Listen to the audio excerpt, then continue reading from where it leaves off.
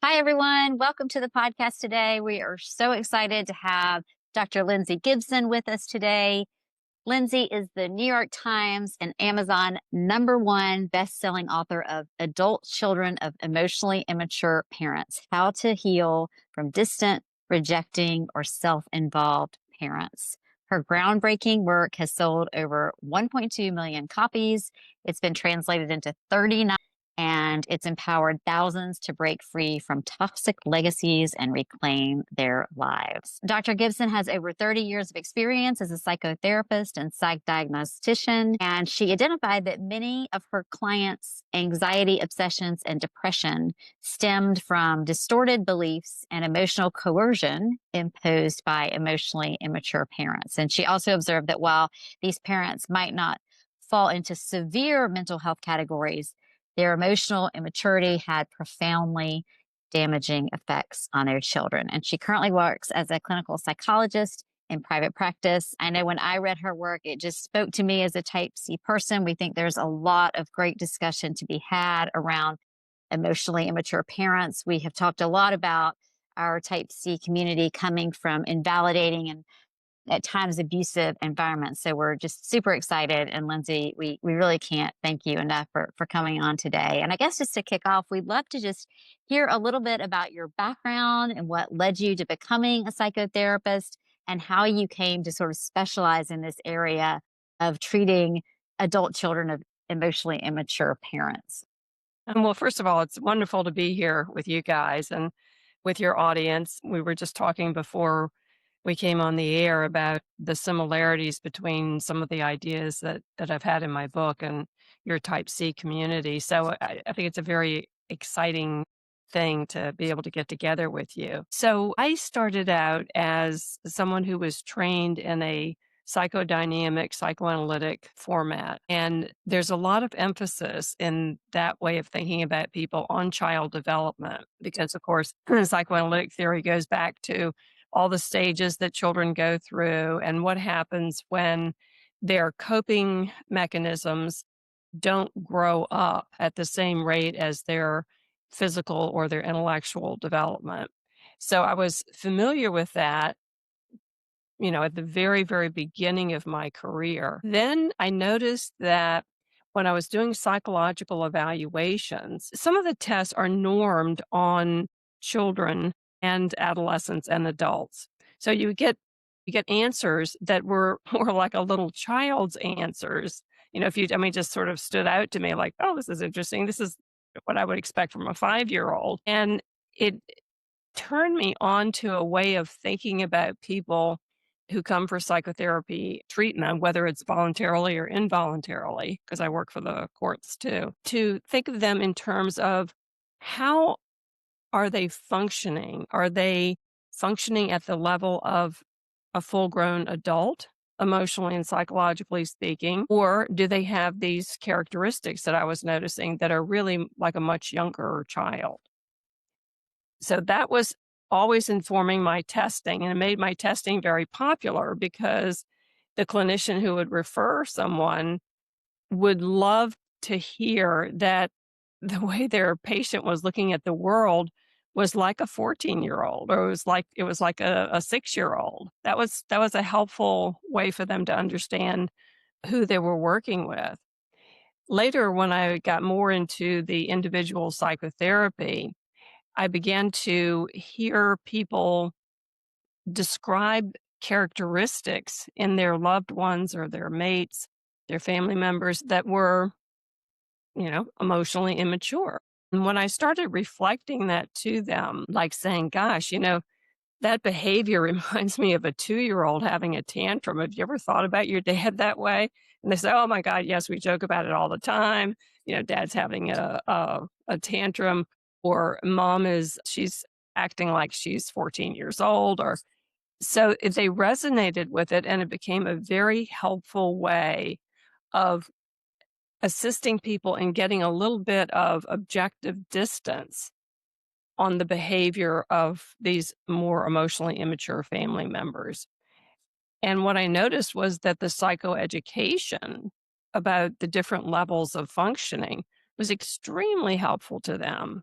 I mean, it made them take the blame off themselves as people who were being told that they were too sensitive or that they were crazy or that they were selfish or whatever the emotionally immature person was telling them.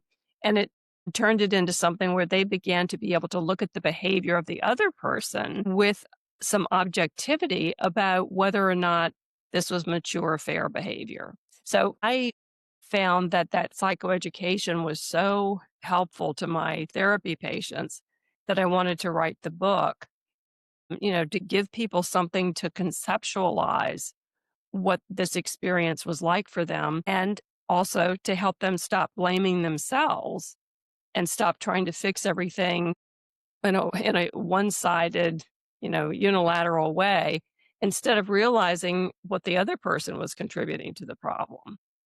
So what you're basically saying is that there are one of the things that you found helpful with your patients was giving them some understanding that maybe they not necessarily thought of before, that the adult that they were growing up around was actually really acting very childlike. I'm wondering if you would be able to maybe make it a little bit more, just give us few more examples of sort of common immature parents that you would often see with some of your patients that they were talking about. Just giving us a little bit more understanding about what that immature parent looks like.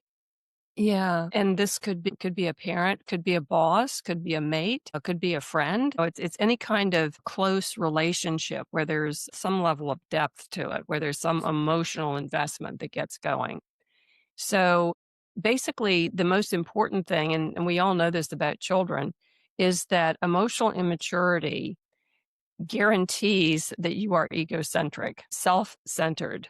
And I don't mean that in a unkind way, but I mean it in a descriptive way. All roads lead back to them. So the emotionally immature, egocentric mother, for instance, would have her daughter come to her with a problem, maybe with a boyfriend, and say, Mom, this thing happened. I'm so upset. And the mother might listen for a moment and then she'd say, your father used to do that all the time to me. I'll never forget the time, and then it's all about mom. Or you can have any number of situations that are, instead of showing the child receptivity and empathic orientation, like, I want to know how you feel, I'm feeling what you're feeling, it's all about them. So everything comes home to roost to whatever it is that's important to the emotionally immature person. They have very poor empathy, not no empathy, because when they're calm, when they're well resourced, when things are going their way, they can afford to be interested in other people. They can show empathy. They're not sociopaths, okay? Although they're emotionally mature too. That's another story. But they just don't have the ability to consistently keep the other person's internal experience in mind. In fact, they're kind of hostile to other people's inner worlds. They'll tell you, well, you shouldn't feel that way, or don't think like that, or how dare you have such an idea? Don't you even say that? Because they don't experience the other person's inner reality as anything that's relevant to the discussion. It just doesn't add up to them. And speaking of their attitude toward reality, for them, reality is optional. Objectivity is optional because they view everything through their emotions, just like a little child. If it feels to me like you're being mean to me or you don't like me, you are being mean to me. You are rejecting me.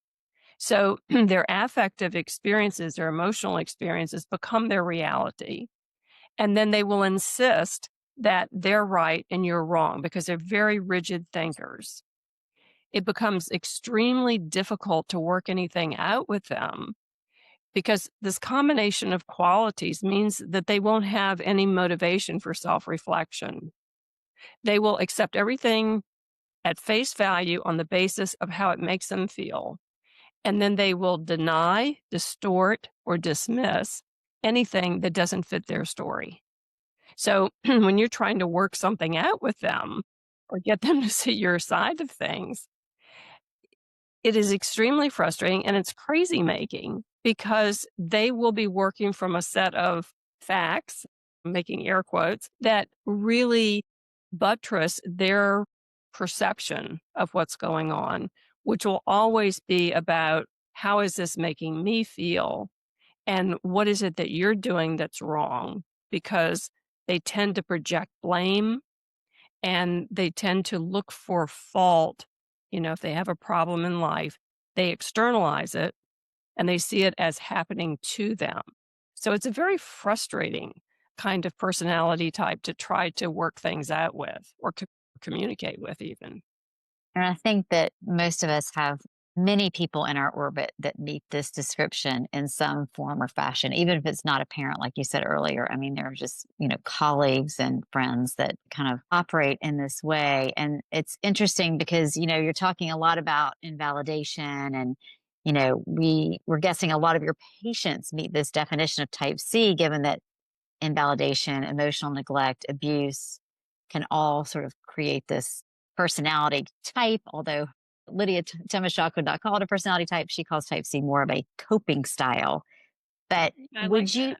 Yeah, and it's a little more descriptive, but we just felt like type A and type B is so common in our vernacular that we really want to make type C as common because this constellation of traits is so common and so many people struggle with it. So let's make it accessible for everyone. But I digress. So we're just curious with, are there commonalities amongst your internalizer type of adult child? And maybe we want to just talk about what an internalizer is and type C patients, and also just thinking about how they were parented, like what types of emotionally immature parents might end up creating an internalizer or a type C person. Yeah. I think probably the best way to start thinking about that is the kind of relationship that an emotionally immature person insists upon having. And in that kind of relationship that they need in order to feel good, um, and I call it the emotionally immature relationship system, the other person is responsible for helping them stabilize their emotions, helping them regulate their feelings, helping them be on a steady keel, helping them feel okay, put together, confident, secure. So they put that responsibility on the other person. And they also, just one sec. Yeah, they put that responsibility on the other person to stabilize them, but they also put the responsibility on them to maintain their self-esteem. So make me feel good about myself, make me feel confident about myself. And when the other person is not fulfilling one of those two functions, emotional stabilization or steadying their self-esteem, the emotionally immature person's reaction is to blame them. So if you think about how the emotionally immature person deals with data that is distressing to them, they kick it back out and see the problem as coming from outside themselves. So they will blame the other person. They'll exaggerate what the other person did. They will make themselves look like the innocent victim that's been aggressed against by this villain. And they see things in these black and white forms, right? Well, they tend to have children in their families, these emotionally immature parents, that fall into roughly a couple of types. And that's the internalizer, which is more like your type C that you're talking about. And then there's the externalizer.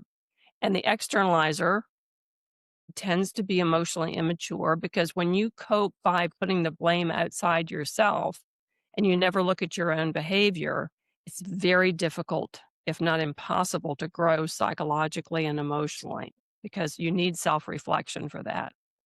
So the internalizer, on the other hand, is a person who goes through life, and this appears to be, inborn because I've never found anything that said, oh, babies who are treated this way tend, to internalize and other ones tend to externalize. It seems to be something that has to do with the amount of sensitivity and perceptiveness of the child. If the child is a very perceptive and very sensitive child who takes in a lot of information because they're wired that way, they will try to cope by doing these internal exercises on the data. They're very curious, they want to learn, they want to figure it out. They want to see how things really work psychologically and emotionally. So as they're processing what has happened, like maybe mom gets mad at you for something and tells you that you've been selfish. The externalizer will say something like, I'm selfish, you're selfish, you wouldn't let me do that. The internalizer goes, oh my God, was I selfish? Let me process that. Let me go over the data. Let me be fair about this. I'm curious, who was right? Who was wrong? So they process it like that. And because they love to learn, they are such learners because it feels empowering to them. Lots of times their intellectual, insightful ability, their intuition is so strong that is something that they rely on a lot. They go back to that in order to understand what they're experiencing. So I think some of the similarities between what you all are describing with the type C person, some of those have to do with, this tendency to be really focused on fairness. I think you had called it conscientiousness with the people in your group. And it is, I mean, it's like hewing to a higher set of standards so that you're sure that you're being fair and you're sure that you're not taking too much credit or giving too little credit. And you work very, very hard to make sure that you're in the good graces of other people. Unfortunately, when you're taking everything in as your main coping style, that's going to get in the way of you even thinking of setting boundaries to keep bad stuff out. Because if your preferred coping style is, I take everything in, I figure it out, ascertain what is real and what isn't, that's not going to be good when the other person isn't acting in good faith. If the other person is trying to blame you or gaslight you or get you to take responsibility for their feelings, like I would never have gotten that upset with you if you had just done what I asked you to do. It wasn't that big, I'm your mother, I'm your father. So if only they could see that as something that doesn't need to be internalized. It's like poison, like don't drink that. But lots of times they open their boundaries up, take it in because they want to process it, and then they have a heck of a time getting it out of their head, and worse, getting it out of their heart because they suffer over these things. They over-identify with the pain of the other person who's blaming them. And then they get all muddled up and confused about who did what to whom.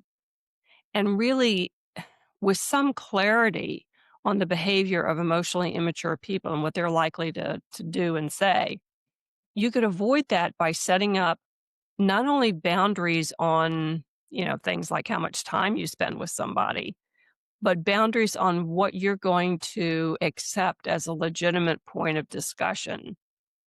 So that's something that has to be learned when your most comfortable style is to internalize. I'm just sitting here. It's so interesting. Really, really interesting. Everything you're saying. I have a sort of a follow-up question. With this person, the internalizer type, for people with type C, there are a lot of physical complications that come out of what you call it internalizing. I would say a large, taking all in, thinking about it, all that stuff that you're talking about. But then there's a tremendous amount of, and maybe this is the case with um, when the information that's coming in is wrong, and how do you make sense of that? There's a lot of suppression. So for a type C person, it's not safe to feel certain things. It's not safe to say certain things. So there's a tremendous amount of suppression growing up with a immature parent. And unfortunately, later in life, due to all of this chronic stress and also suppression, it leads to a lot of physical issues. So sometimes it's maybe stomach issues, migraines, chronic fatigue or pain, other types of autoimmune issues. Wondering your thoughts about this, and do you see this much in these internalizers that you're talking about? Yes, although I don't really have any data to back any of it up. What I have noticed is that some of the people that I have worked with have had these kinds of autoimmune difficulties or body reactions, which makes a lot of sense to me intuitively. But in terms of whether or not that's a large proportion of them, that would be really hard to say. I have noticed that when people first come in for therapy with these kinds of issues, if they have something like fibromyalgia or maybe connective tissue disease or something that tends to be related to perhaps inflammation or other kinds of things that can be stress related, that starts out being a very big part of their narrative. And by the time we get toward the end of therapy, I hardly ever hear about it anymore. I don't think it's necessarily gone. I think that it becomes maybe not the only route they have of communication about I'm having trouble here.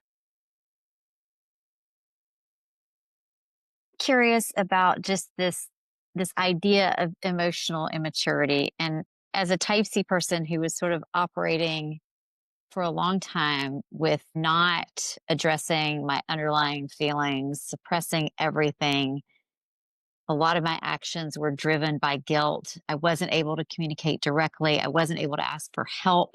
There was a lot of resentment building in some of my relationships. And so for me, that feels emotionally immature. I know I'm curious, like, about your thoughts on that. If you feel like internalizers, you know, are dealing with a different type of emotional immaturity, and how do you sort of help them emotionally mature?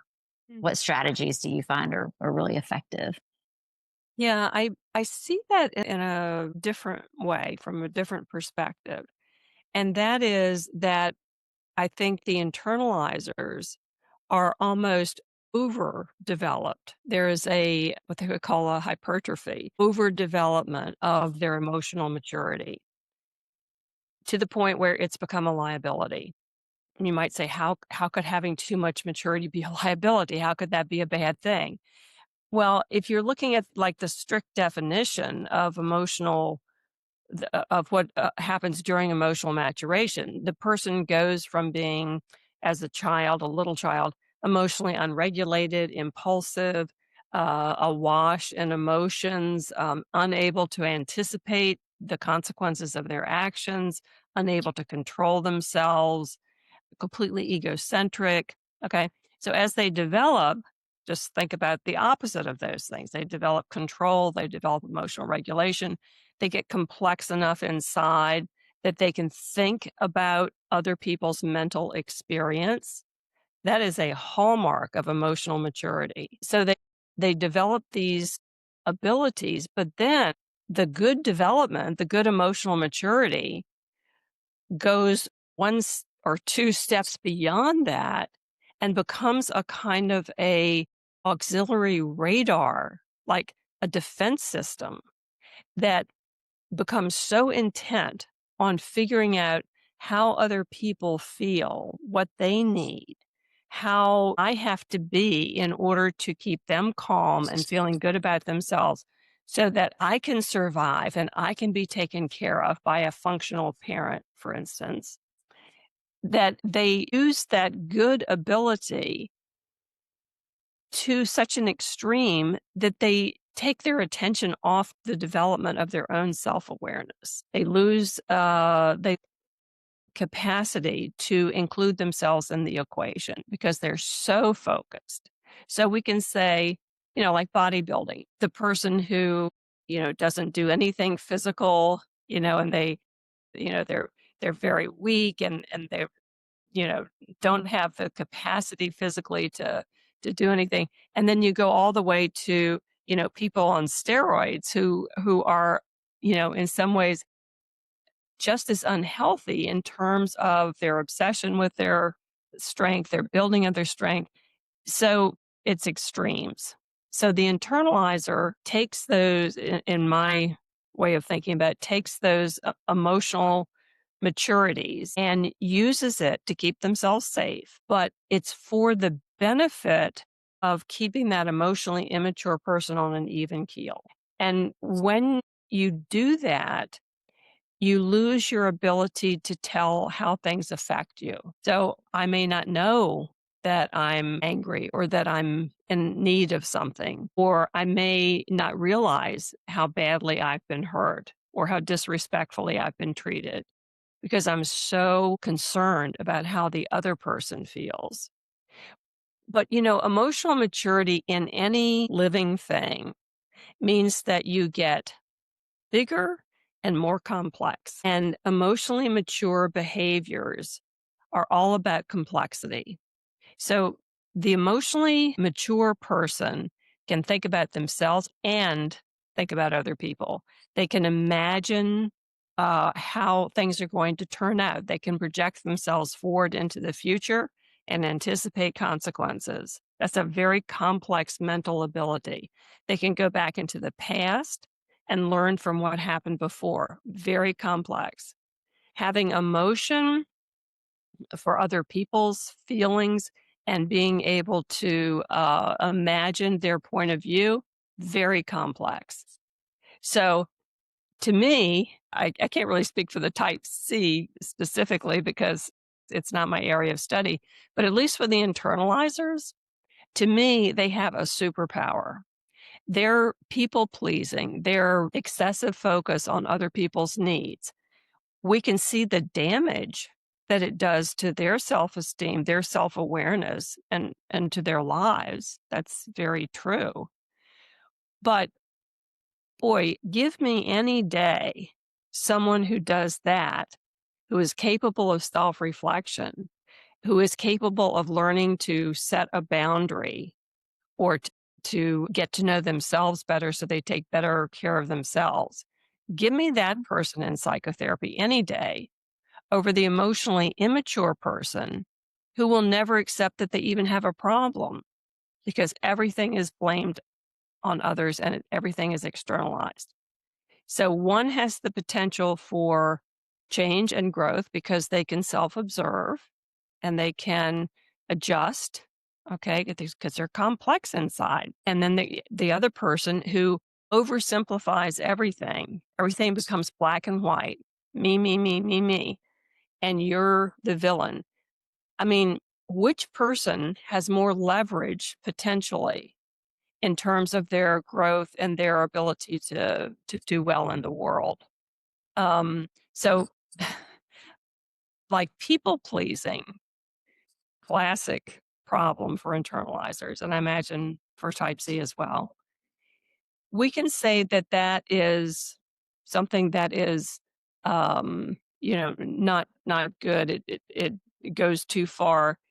And the sad thing about that, though, is that people start blaming themselves for being people pleasers, and they feel a loss of self-esteem when they realize that that's what they're doing, especially when they realize that's what they're doing and they can't stop.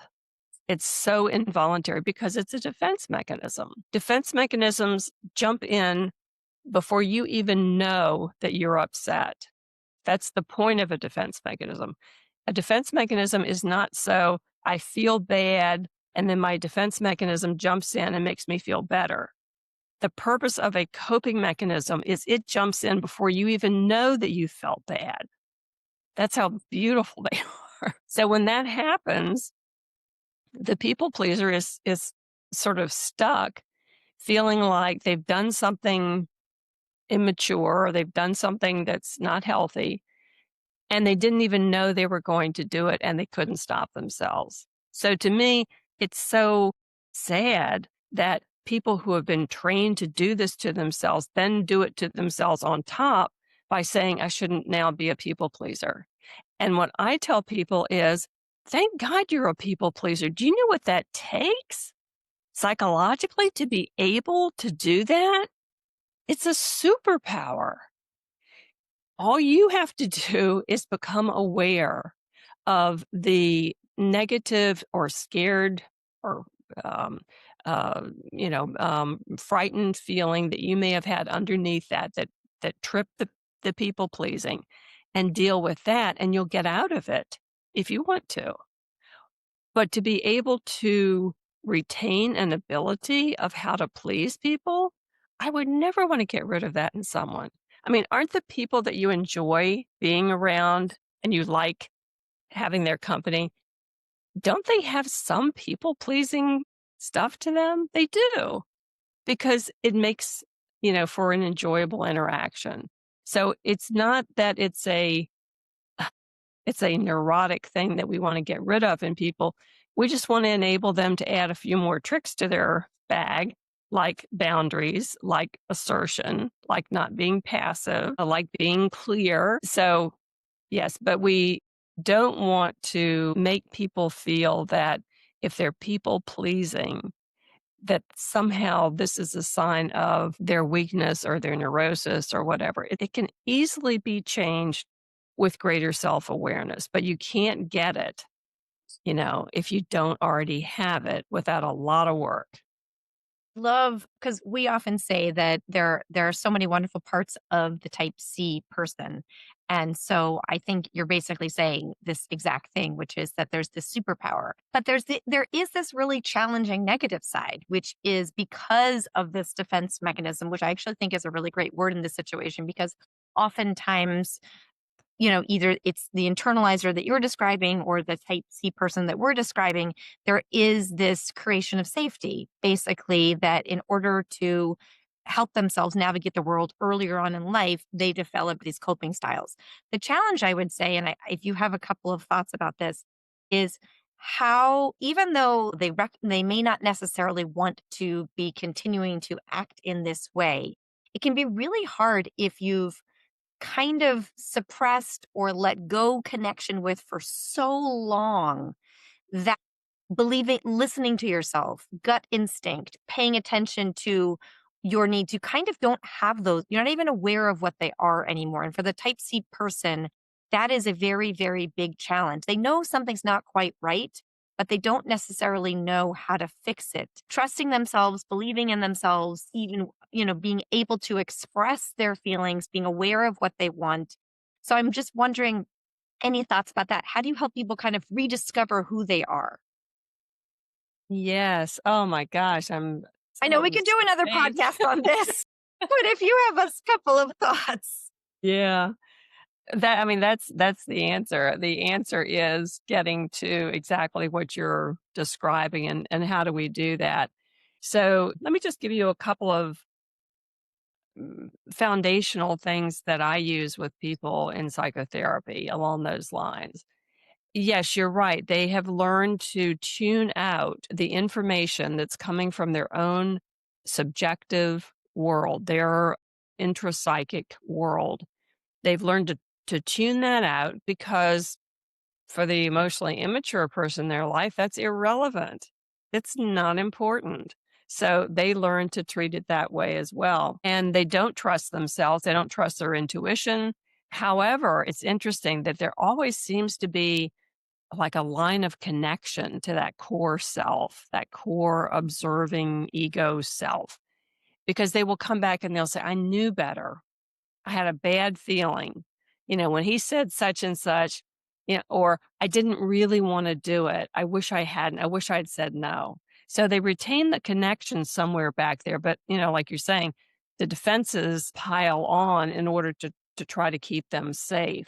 So what I do with people is I do really emotion focused and experiential types of psychotherapy that do have a deep psychodynamic base in terms of understanding. I use parts work, internal family systems. I use Diana Foch's system of accelerated accelerated experiential dynamic therapy. And I get them to become aware of what they're experiencing somatic in their body and what they're feeling and where. I introduce them to the idea of metaphorical and imagistic or imaginary work or fantasy work in their imaginations, which they hate to do because they've been discouraged from going in and paying attention to metaphor and images and that kind of thing. But all those things help us to hook back up with our inner world and the emotional messages that are coming from our core sense of self and our need for survival, emotional survival. So I'm trying to get them to reconnect with body sensations. I stop every 5 seconds to ask, how did that feel to you? What was that like for you? Did you sense in your body anything that happened when they said this or that?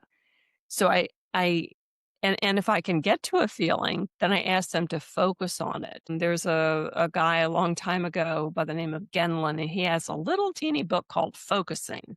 It's excellent. It's like teaching people how to go in and focus on a feeling until it releases, because it's been heard, its message has been delivered. The mailman can go home now. You heard me. That's what the emotion is saying to the mind of the person. So we want to learn how to focus on our feelings. And then the other thing, which I think is very important, and I talk about this in my very first book, Who You Were Meant to Be, which came out in the dark ages in 2000. But in that one, it's like, how do I find my true self? It's like, follow your energy. If your energy goes up, you're somewhere in the area of something that your true self finds enlivening. If your energy goes down, you're moving away from it. It's like that old hot cold game that you play with children. It's like, am I getting closer or further away from it? So those two things, focusing on your experience, your body, which includes your body experience and your feelings, and then following the path of your energy. It's almost like asking them to listen to an alien voice inside them, just trusting it as a clue to then explore.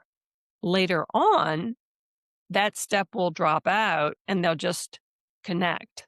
They'll connect with the feeling, they'll connect with the metaphor, the image, or the energy.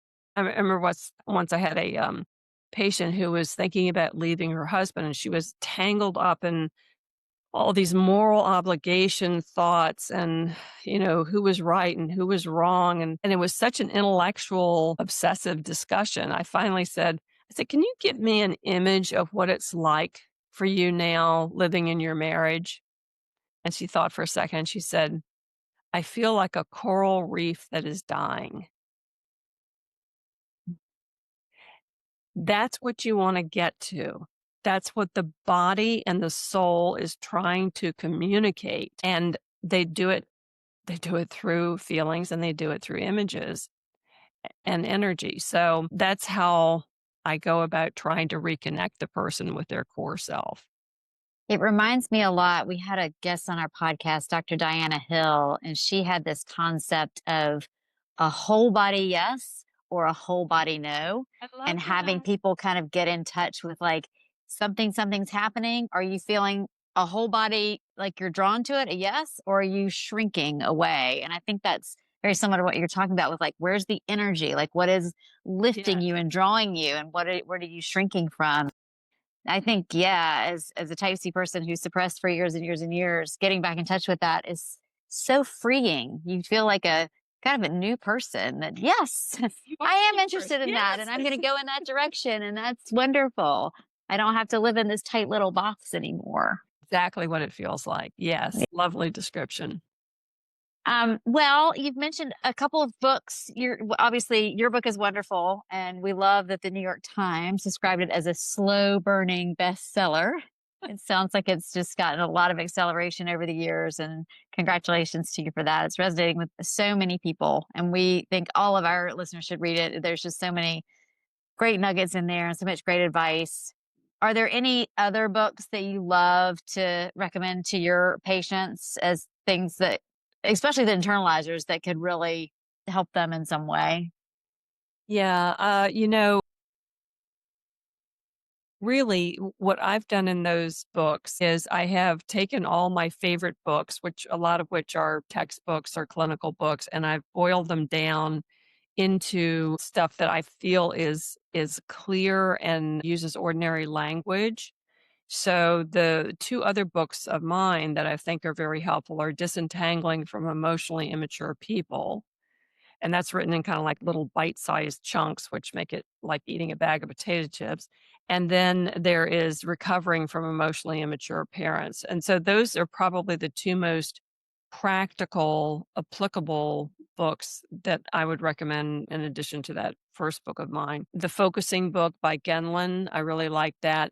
But, you know, again, a lot of the books that I read are very clinical, very theoretical. So I can't imagine they would probably be interesting to many people. I will mention though that, anybody who's dealing with issues of going no contact or estrangement, there are two books that I think are very helpful for that. And one is by Karl Pillemer called Fault Lines about estrangement. And then the other is by Josh Coleman that is called Rules of Estrangement. So those two are written for the public, and they're good if you're struggling with issues of that. So we just had one more question to ask you, if you don't mind, which is, where, first of all, are you still seeing patients privately? And if so, how is the best way for people to contact you? And then my next question is, are there any new book projects? Right now, I'm not taking any new clients. All my energies currently, with the exception of just a handful of patients that I've worked with for a long time, is going into the writing and into the speaking. So, unfortunately, there's no way to reach me in terms of appointments, that kind of thing. And in terms of new book projects, I have a book coming out with Crown in, I think it'll be August of 2026. Just turned in the rough manuscript of that. And that is on how to raise an emotionally mature child, Oh, which I think will be very interesting to adult children of emotionally immature parents, along with other parents too, I hope. But it'll be interesting to them because they so badly don't want to do, even inadvertently, to their child what has happened to them. And so it's a way for them to conceptualize a new way of being to break that cycle that they went through with their parents and their parents probably went through with theirs. I think that's so important because there's a lot of overcorrection that goes on Yes. that can also be damaging. So having just a really good understanding of this is what happened, these are the triggers, this is how we can kind of work through that and not cause as much damage. Yes, that Well, we can't wait to check that out, even though it's a little bit of a wait, but we won't hold our breath, but we're very excited about that. But thank you so much, Lindsay. This was such an interesting talk. We really, really appreciate you making the time for us. And we really think it is going to be such a helpful podcast for our audience. But just want to say thank you so much for your time. thank you all for having me on. I've really enjoyed it. It's been a great discussion.